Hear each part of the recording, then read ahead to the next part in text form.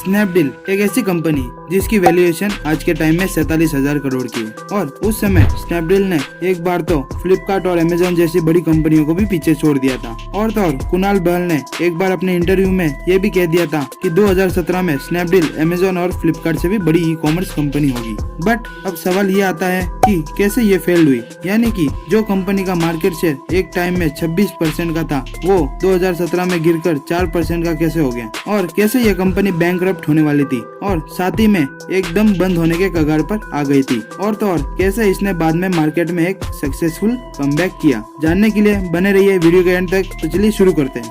ये बात है 4 फरवरी 2010 की, जब कुणाल बहल और रोहित बंसल ने एक कंपनी की शुरुआत की जिसका नाम रखा स्नैपडील, और सितंबर 2011 को स्नैपडील एक ई कॉमर्स कंपनी के रूप में। इसके बाद स्टार्टअप के 6 महीनों में ही ये भारत की सबसे अधिक सामान बेचने वाली कंपनी बन गई। स्नैपडील भारत का सबसे बड़ा ऑनलाइन बाजार में से एक है जो 3 लाख से अधिक विक्रेताओं में 3 करोड़ से अधिक उत्पादों की पेशकश करती है। स्नैपडील को कई दौर की फंडिंग मिली है। इसने जनवरी 2011 में नेक्सस वेंचर पार्टनर और इंडो यूएस वेंचर पार्टनर से करीब $12 मिलियन की पहली फंडिंग प्राप्त की। जुलाई 2011 में एक अन्य दौर में इसने बेमेसर वेंचर पार्टनर और मौजूदा निवेशकों से $45 मिलियन की फंडिंग मिली, और तीसरी इन्वेस्टमेंट ईबे और यूएस की अन्य कंपनी से मिली जो कि कुल $50 मिलियन की है। और ऐसे करके स्नैपडील की वैल्यूएशन 47,000 करोड़ की बन गई थी। बट अब बात ये आती है कि आखिर ये फेल क्यों हुई। दरअसल स्नैपडील के पास अपना कुछ डिफरेंशिएशन ही नहीं था।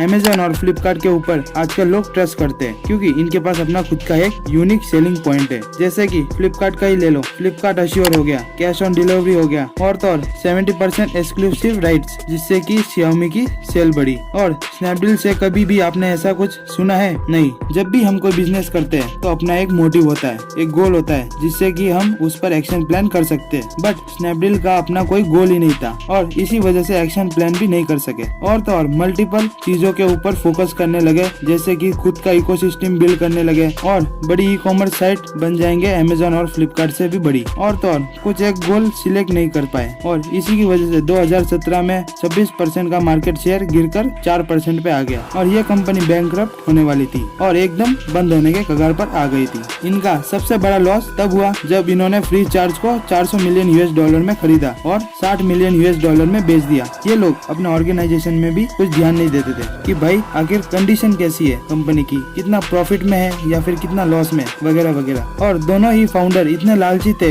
कि 45 करोड़ एनुअल सैलरी ले जाते थे। अब ये बात हो गई फेलियर की। बट अब ये है कि इसने फिर से मार्केट में एक सक्सेसफुल कमबैक कैसे किया। दरअसल स्नैपडील ने कंज्यूमर एनालिसिस किया, यानी कस्टमर को क्या चाहिए और कितने में चाहिए, और इसी के चलते इन्होंने अपने प्रोडक्ट्स में लो मार्जिन ही रखा, जिससे सारे ई कॉमर्स साइट से कस्टमर इनके पास अट्रैक्ट हो जाए। और ऐसा हुआ भी। स्नैपडील ने डायरेक्ट मैन्युफैक्चरर से माल लेकर कस्टमर को दिया, यानी बीच में ना ही इन्होंने किसी डिस्ट्रीब्यूटर को रखा, ना ही किसी तरह के सप्लायर्स को। ये खुद ही मैन्युफैक्चरर से माल लेकर कस्टमर को दे देते थे और इसी की वजह से इनको ज्यादा माल बेचने पर कमीशन भी मिलता था। स्नैपडील ने एक अपना वैल्यू चेन बना लिया था और इसी तरह स्नैपडील ने एक सक्सेसफुल कदम रखा, जिसको कि अभी हम लोग स्नैपडील 2.0 के नाम से जानते हैं। तो दोस्तों, स्नैपडील की वीडियो आपको अगर अच्छी लगी हो तो लाइक जरूर करना और साथ ही में ऐसे ही वीडियोस के लिए चैनल को भी सब्सक्राइब कर देना। मिलते हैं अगली वीडियो में। Bye bye.